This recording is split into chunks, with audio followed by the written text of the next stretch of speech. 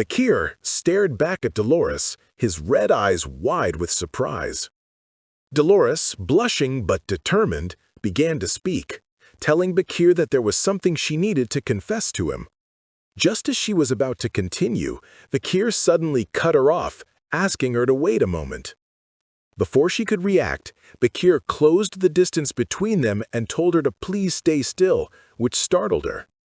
Now standing face to face, Dolores's heart began to pound in her chest as she blushed, wondering why he was so close when she hadn't even said anything yet. His hand moved, and he gently patted her on the head. Confused but flustered, Dolores closed her eyes, wondering what he was doing. The real reason for his action was then revealed. As Bakir pulled his hand away, he was holding the pendant Decorabia, with the terrified little spider clinging to it. Both were sweating, having been caught hiding in Dolores's hair.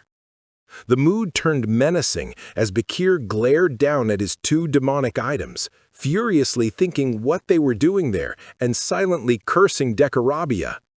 The little spider, shaking in fear, tried to explain that it was just sightseeing with the perverted spider, trying to blame Decorabia. Bakir's expression grew even darker as he made a silent, chilling promise to deal with both of them once they were back in his room. Unaware of this silent drama, Dolores saw Bakir's dark expression and quietly called out to him by name. Bakir quickly hid the pendant and spider behind his back and turned to her with a neutral expression. He explained that there was a bug on her head and he was just removing it, apologizing if he made her uncomfortable. A flustered Dolores touched her hair and told him it was okay, thanking him before trying to remember what she was about to say. After Bakir asked what she wanted to say, Dolores's courage completely disappeared and she blushed intensely, panicking. She threw her hands up and insisted it was nothing strange. Internally scolding herself for almost confessing her feelings, she quickly changed the subject, asking if he was interested in the mock investment tournament. Bakir calmly asked if she meant the upcoming competition. Still flustered, Dolores confirmed that she, Piggy, and Sinclair had formed a club to participate and timidly invited him to join. However, Bakir politely declined. He explained that, besides his newspaper duties, he simply didn't have time for other club activities. Dolores was visibly disappointed. Saying he had to leave, Bakir turned and began to walk away, still holding the troublesome pendant and spider behind his back. Dolores tried to act cheerful, waving goodbye and telling him to take care. They began to walk in opposite directions. Just as they were about to part, Bakir called out to Dolores, making her stop in surprise. He turned back slightly and wished her good luck in the competition. This unexpected encouragement caught Dolores completely off guard, and she blushed even more deeply, stammering a quiet thank you as she touched her hair in a flustered but happy way. The story jumps forward 2 weeks. In the grand courtyard of a building, Dolores, Piggy, and Sinclair are standing in a room completely surrounded by huge stacks of shining gold coins. They are speechless, shocked, and in disbelief.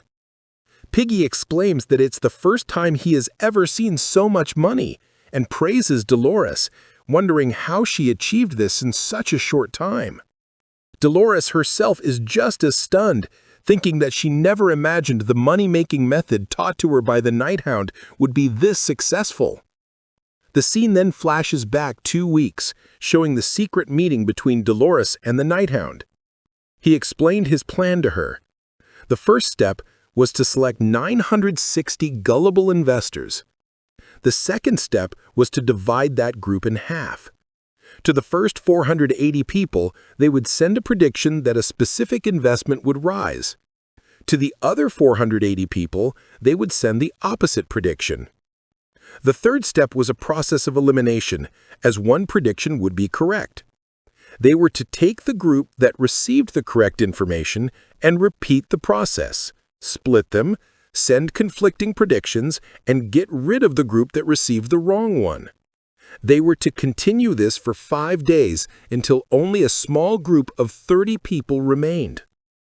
The Night Hound explained that those who got the wrong predictions would lose faith, leaving only a core group of believers.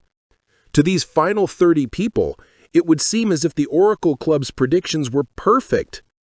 He predicted that once this was done, they wouldn't even have to look for investors. Word of their perfect track record would spread, and people would come to them, begging to have their money invested, which is exactly what happened.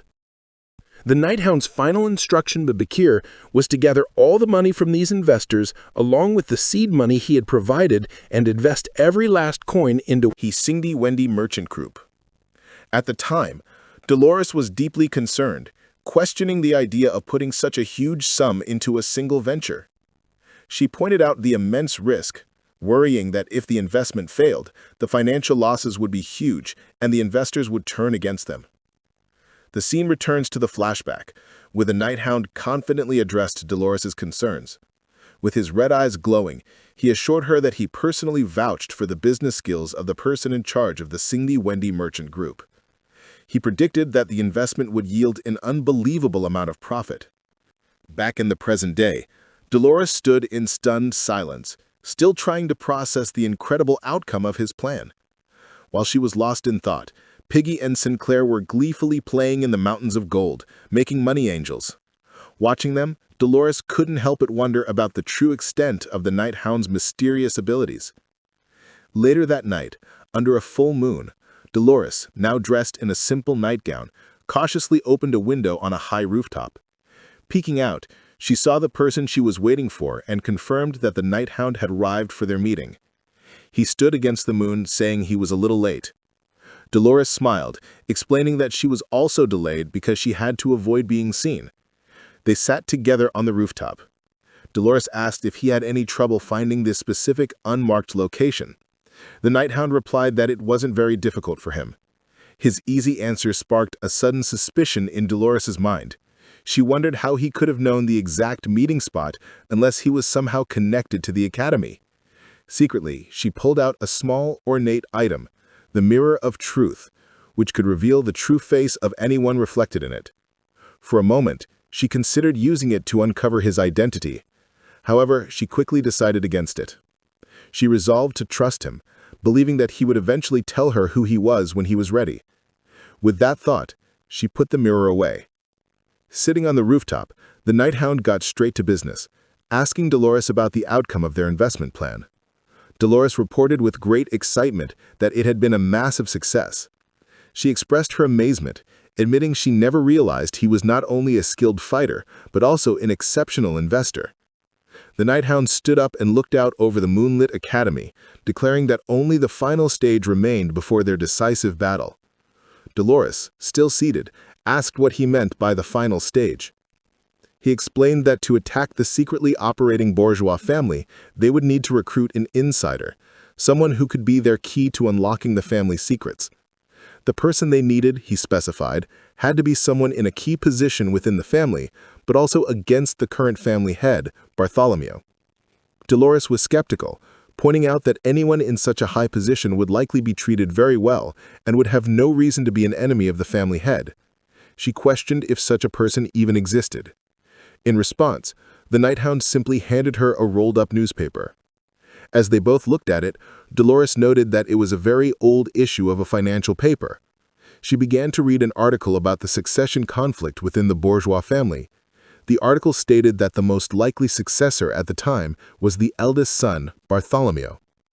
As she continued reading, her eyes widened in surprise as she came across another name. The Night Hound explained that this person was a silver medalist in the family's game of succession. He had tried for the position of family head, but ultimately lost. This person was the second son, Damien de Bourgeois, who currently serves as the director of the Imperial Mint.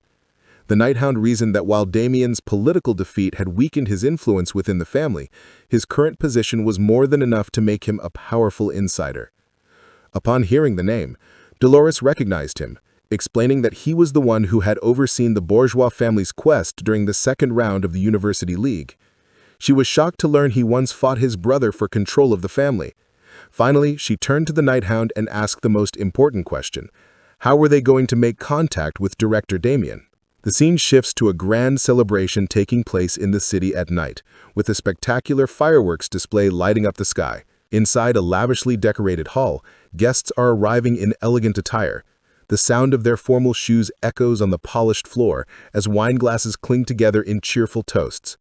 The grand ballroom is filled with high society guests mingling and enjoying the extravagant feast. Leaning against a golden railing and observing the lively event is Dolores. She is dressed beautifully. A light blue ball gown, her hair styled up and a rose choker around her neck. She looks slightly flushed and overwhelmed as she takes in the bustling scene, acknowledging to herself that she has arrived at the party. This is the end of the video. If you want to see the next part, then don't forget to subscribe to our channel.